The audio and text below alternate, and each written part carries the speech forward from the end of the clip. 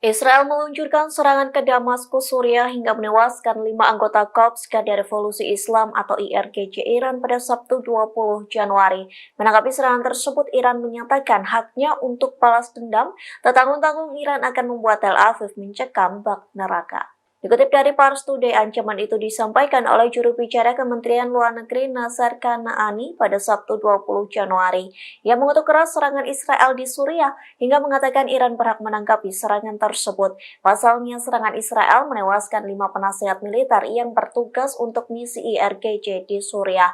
Adapun 5 personil itu ialah Hojatollah Omidfar, Ali Agazadeh, Hussein Mohammadi, Said Karimi, dan Muhammad Amin Samadi.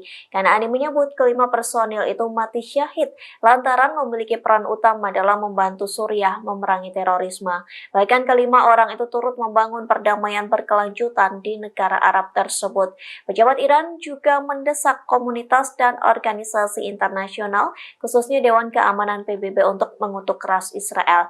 Diketahui Israel menggunakan jet tempur untuk menyerang sebuah bangunan perumahan di lingkungan Al-Maseh di ibu kota Suriah. Selain kelima personil IRGC tewas, sejumlah warga setempat juga dilaporkan terbunuh dan mengalami luka-luka. Download Tribun X sekarang, menghadirkan lokal menjadi Indonesia.